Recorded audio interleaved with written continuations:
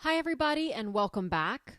First, thank you so much for your great feedback on the first two videos. It's been so enlightening and valuable to hear everyone's comments and questions.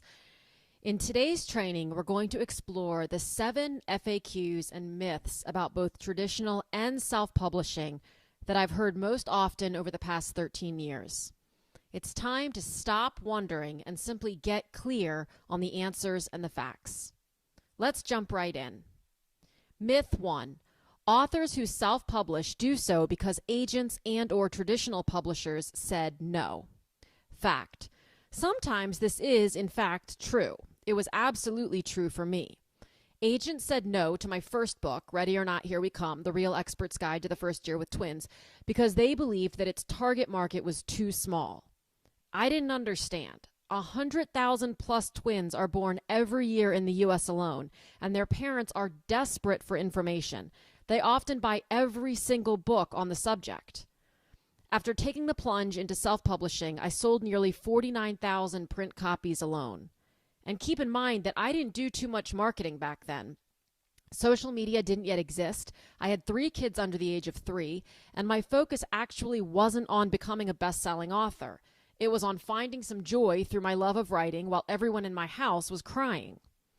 Sometimes having a million-person market isn't the key to success. After all, those million people have a lot of choices in certain genres, and sometimes whether or not you are the best writer among them with the best information is subjective. Virginia Woolf, Ernest Hemingway, Jane Austen, Brené Brown, each of these authors decided to self-publish at one point or another for different reasons. I doubt anyone would argue their talent. These days, authors with an entrepreneurial mindset who think big and who want to drive the process are likely to actually choose self-publishing. Once they understand the pros and have the myths debunked, it's the approach that makes the most sense. Myth 2. Self-published books look self-published. Everyone will know. Fact. It's possible if you don't know what you're doing or value the importance of doing it properly. Many authors have produced self-published books that are indistinguishable from their traditionally published counterparts. Self-published doesn't have to mean unprofessional. If the proper editor, cover designer, and printer have been selected, your book can absolutely sit right next to a New York Times bestseller and appear to be of no less quality. Myth 3.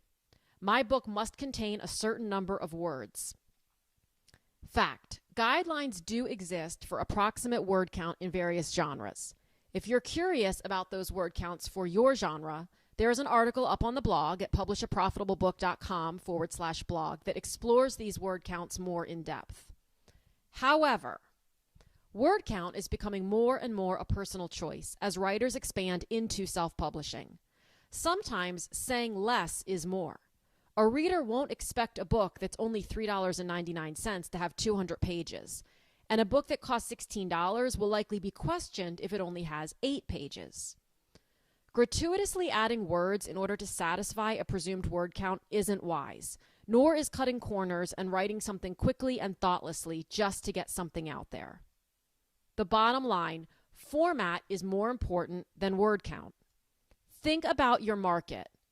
How do they best absorb information? Short chapters? Short sections within chapters? Is your book an ebook only or in print? Readers tend to be more understanding of short ebooks, especially when the price justifies it. The content is amazing, and/or your intent is to use the ebook more as a detailed and value-filled business card. Myth 4. I'll make more money with a traditional publisher. Fact. This may well be the biggest myth circulating. Many writers believe that a large advance from a traditional publisher is automatic. It isn't. In fact, many times the advance barely covers your next mortgage payment, and don't forget that you will pay your agent approximately 15% of that advance. The average advance for a new author without a huge platform is between $5,000 and $10,000.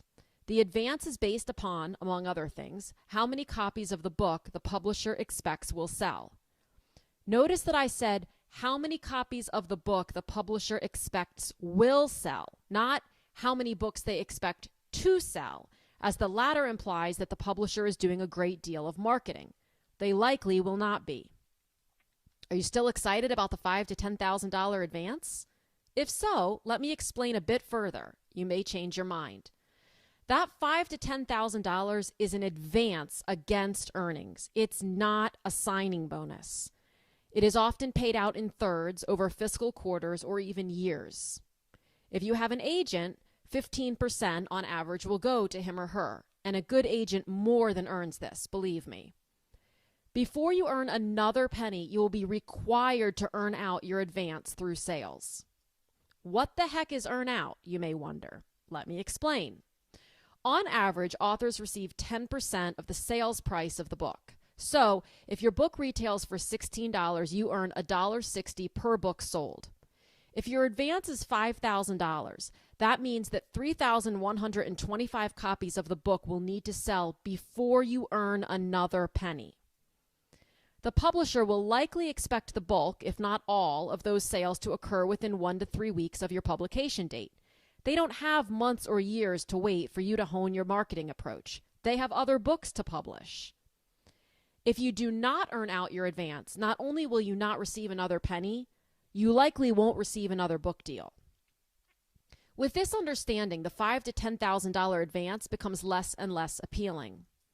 As I've said before, I'm not 100% for or against any publishing paradigm. What I am 100% for is authors having all the information so that they can make the best decision for themselves and their project. If working to secure an agent, waiting for a publisher to sign on, receiving a $5,000 to $10,000 advance paid out in thirds minus agent fees, waiting 12 to 18 months for your book to be available, having little to no input on cover design or interior edits, and being in charge of virtually all of the marketing, only to have the publisher keep 90% of the earnings works for you for whatever reason, go for it. But if all that makes your stomach turn, know that there is another way. Myth 5, I can't go from self-publishing to traditional. Fact, you absolutely can. It's been done many times, and many authors have actually gone the other way. Frankly, once you publish yourself, you may not want to go traditional, or you may for one reason or another, but you will consider the pros and cons of both and determine which works best for your next project. Myth 6, if I had a traditional publisher, I wouldn't have to do my own marketing. Fact, after the fact that an advance is not a signing bonus, this is likely the biggest myth when it comes to traditional publishing.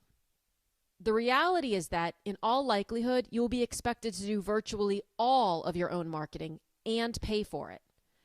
Whether a book tour, book signings, emailing your list, social media campaigns, speaking engagements, or a combination of all of the above, your marketing plan is, in fact, part of your book proposal. A publisher will want to know exactly how you are going to earn out your advance and what your budget is for doing so. When hybrid or vanity presses tell you that PR is part of the package you are purchasing, please keep in mind that anyone can call themselves a publicist. All marketing is not equal, and you will not have any control over the past experience, approach, or amount of time committed by the marketing rep you are assigned. Myth 7. The reach I can have and the money I can make as a self-published author is limited. Fact. Your success depends upon the quality of your work, the strength of your niche, and your marketing efforts, plain and simple. Writing is lucrative less often than not, whether you are traditionally or self-published. That's a simple, non-debatable fact. But with self-publishing, you get to have and keep control. Your limits are defined only by you. Have you heard of Mark Dawson? Mark is a British thriller writer who earned upwards of $1 million last year as a self-published author, selling primarily through Amazon.com. Mark is but one example, and there are plenty more. No viable business is foolproof, and all require effort, dedication, and commitment. But there are 3 main reasons so many authors are turning into entrepreneurs when it comes to book sales. And the reasons are control over product, faster time to market, and significantly higher profits. The lesson is, don't assume that just because you're hearing the name and seeing the product, the author is making a fortune. Many times it's the exact opposite. Authors who fly under the radar are profiting, while those who are traveling all over creation, appearing on talk shows and in Costco and Target, have second and sometimes third jobs in order to make ends meet. Things are not always the way they seem. Sometimes things are exactly what you make them. Up next, I cannot wait to share an amazing project I've been putting together for the past year for those of you who are ready to take this training to the next level. So keep an eye on your inbox, and don't forget to like, comment, and or share this video with friends who have thought about publishing a book, get easily bogged down in overwhelm, and would appreciate a step-by-step, this is how you get it done approach. I'll talk to you again soon.